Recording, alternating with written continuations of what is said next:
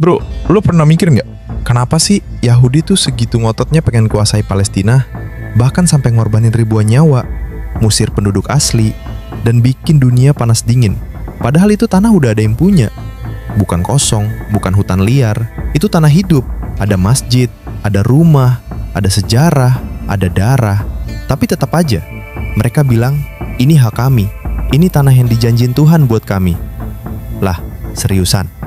Tuhan janjiin tanah tapi dengan cara ngegusur orang lain. Di video ini gue bakal bongkar habis-habisan kenapa Yahudi, khususnya gerakan Zionis, begitu ngebet kuasai Palestina. Lo bakal tahu, ini bukan cuma soal tanah, tapi soal ideologi, sejarah, ambisi kekuasaan, dan kepercayaan fanatik yang udah dibentuk ratusan tahun. Lo juga bakal ngeliat gimana dampaknya ke warga Palestina hari ini. Dari bayi sampai kakek-kakek, hidup mereka tuh dibayangin sama bom, pengusiran, dan tembok-tembok apartheid. Jadi please tonton sampai habis ya bro. Karena kalau lo cabut di tengah jalan, lo bakal kehilangan potongan penting yang bisa bikin lo mikir. Oh, jadi gitu alasan sebenarnya. Ini bukan cuma tontonan, ini suara nurani. Let's go!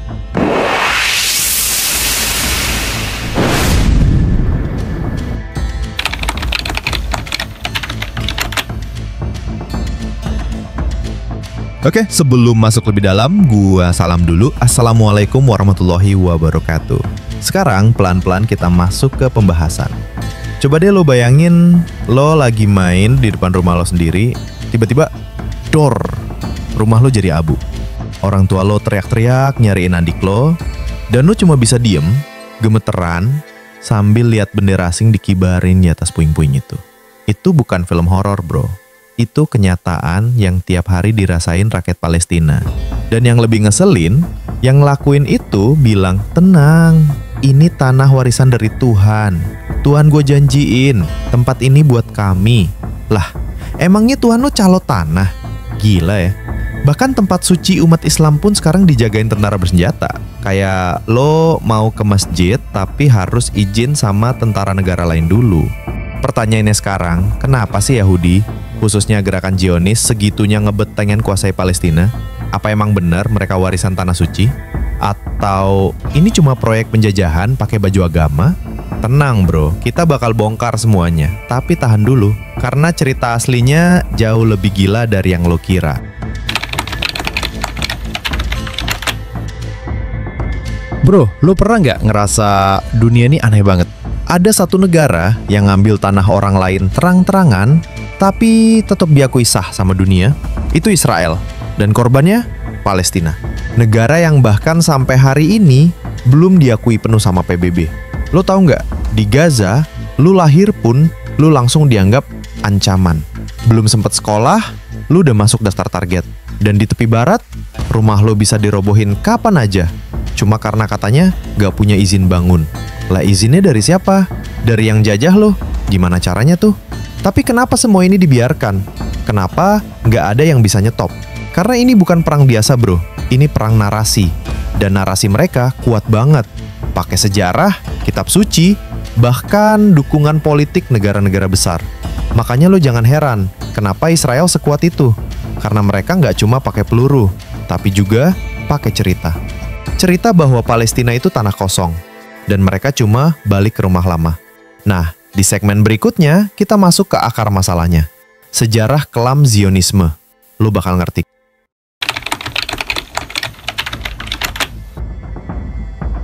Pernah nggak ngerasa? Jadi manusia itu nggak dianggap. Udah nggak punya tanah, nggak punya rumah. Terus malah dituduh. Lo teroris. Lo ancaman dunia, padahal lo cuma pengen hidup. Cuma pengen anak lo bisa tidur tanpa suara rudal. Tapi tetap aja, lu dianggap bahaya. Nah ini dia akar dari semua konflik panjang yang gak selesai-selesai. Semua bermula dari satu ide gila. Tanah ini dijanjiin Tuhan buat kami, dan lu gak termasuk dalam janji itu. Gerakan Zionis percaya Palestina itu tanah kosong. Gak penting siapa yang tinggal di situ. Mau ada anak kecil, ibu-ibu, petani, bodo amat. Yang penting ini tanah gue. Dan karena keyakinan itu, semuanya sah. Bunuh, sah. Usir, sah. Rampas, sah. Karena katanya Ini janji Tuhan. Tuh bayangin bro, lu hidup damai di rumah turun-temurun. Terus suatu hari ada orang asing datang bawa senjata, bawa kitab, terus bilang, angkat kaki dari sini, ini punya kami. Masuk akal nggak? Nah lo, di segmen selanjutnya, kita bedah siapa dalangnya gerakan ini dan gimana dunia bisa tutup mata selama puluhan tahun.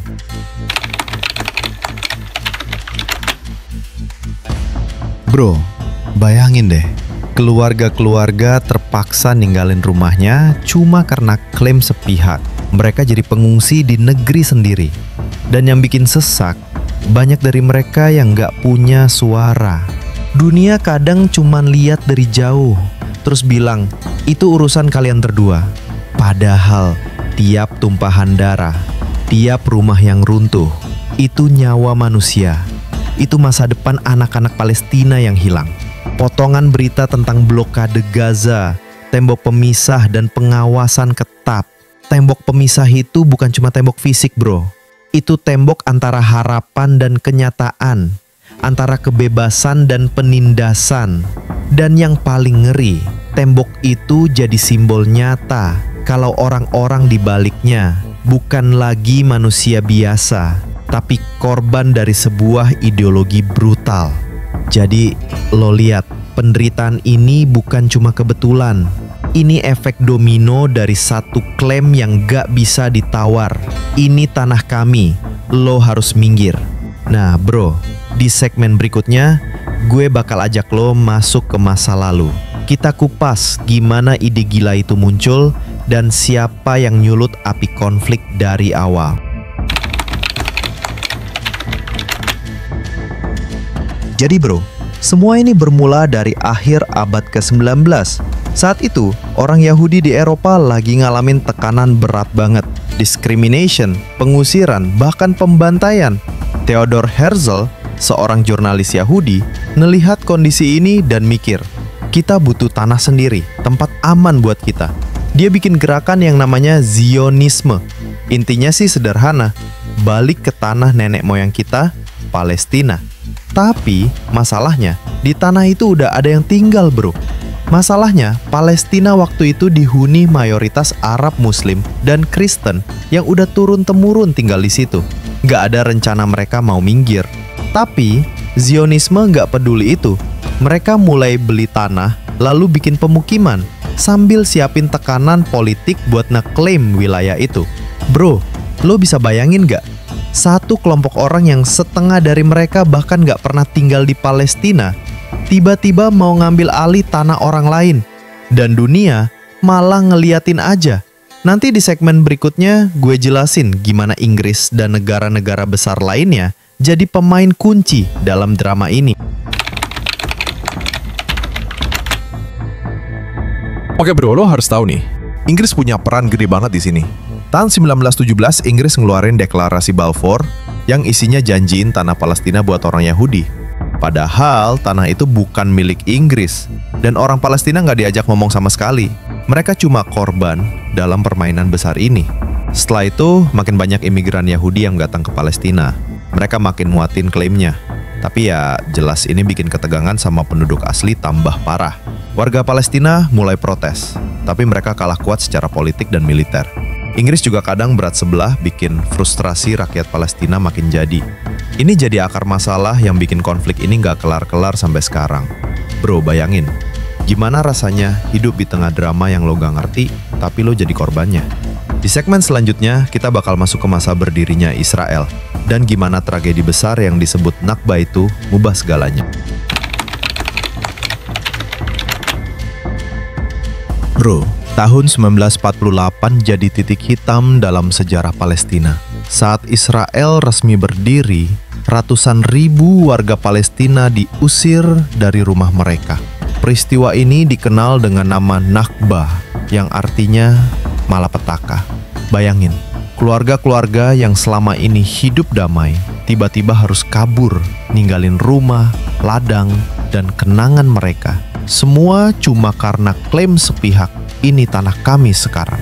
Pengungsi itu tersebar ke negara-negara tetangga, hidup di kamp-kamp pengungsian yang penuh sesak, serba kurang, dan nggak jelas kapan bisa pulang.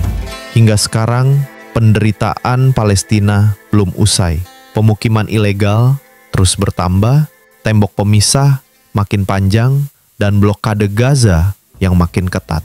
Dunia banyak yang cuma lihat doang, atau malah ngasih lampu hijau buat Israel terusin aksinya. Bro, penderitaan ini gak cuma soal politik, ini soal harga diri, soal rumah, soal masa depan anak-anak yang gak pernah mereka pilih. Tapi tunggu dulu, di segmen berikutnya gue bakal jelasin kenapa ada doktrin Greater Israel yang bikin konflik makin runyam. Bro, lo pernah dengar gak istilah Greater Israel? Ini ide politik dan agama yang nincer wilayah luas banget. Nggak cuma Palestina doang, tapi sampai daerah sekitarnya juga. Mereka percaya kalau wilayah itu adalah warisan Tuhan buat bangsa Yahudi. Jadi, bukan cuma pengen negara kecil yang aman, tapi pengen kuasai wilayah sebesar itu. Karena doktrin ini, Israel terus bikin pemukiman ilegal di tepi barat, ngambil tanah warga Palestina pelan-pelan, sambil didukung sama pemerintah dan militer kuat mereka. Jadi, konflik ini nggak cuma soal rebutan tanah, tapi soal ideologi yang mau menghapus eksistensi rakyat Palestina. Dan yang bikin parah, dunia internasional seringnya cuma ngomong doang. Kalau nggak ada dukungan kuat, kapan konflik ini bakal kelar, bro? Nah, bro, lo mulai bisa ngerasain kan seberapa rumit dan brutal konflik ini? Tapi jangan buru-buru nyerah, karena di segmen berikutnya, gue bakal kasih solusi dan harapan buat Palestina. Bro, meskipun konflik ini panjang dan penuh darah, nggak semua cerita suram kok. Banyak anak muda Palestina dan seluruh dunia yang bangkit gak mau diam aja. Mereka bikin gerakan solidaritas, kampanye damai, dan terus suarain suara keadilan di forum internasional. Bahkan banyak non-muslim juga mulai sadar bahwa ini bukan sekedar masalah agama, tapi soal hak asasi manusia. Jadi, meski perjuangan belum selesai, ada cahaya kecil yang terus nyala, bahwa suatu hari nanti, Palestina bisa bebas dan damai. Tapi bro, perjuangan itu nggak cukup cuma doa dan aksi damai. Kita semua, terutama yang nonton video ini, punya peran penting buat sebarkan kebenaran. Bro, kita harus yakin, nggak ada kezaliman yang abadi. Semua yang zalim pasti akan ditundukkan. Itu janji Allah. Perjuangan Palestina bukan cuma soal politik, tapi soal iman, tentang keadilan, dan hak hidup yang nggak bisa diganggu.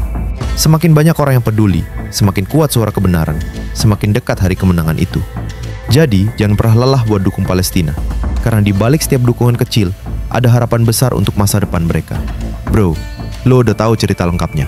Sekarang giliran kita buat jadi bagian perubahan.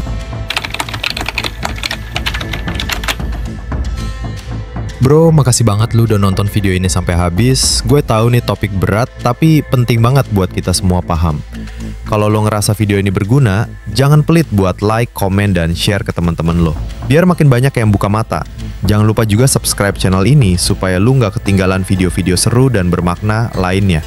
Ingat, perubahan itu mulai dari kita sendiri. Jadi yuk, terus peduli, terus cari tahu, dan terus sebarkan kebaikan. Gue pamit dulu ya. Semoga lu selalu sehat dan makin tercerahkan. Sampai jumpa di video selanjutnya. Salam damai bro. Wassalamualaikum warahmatullahi wabarakatuh.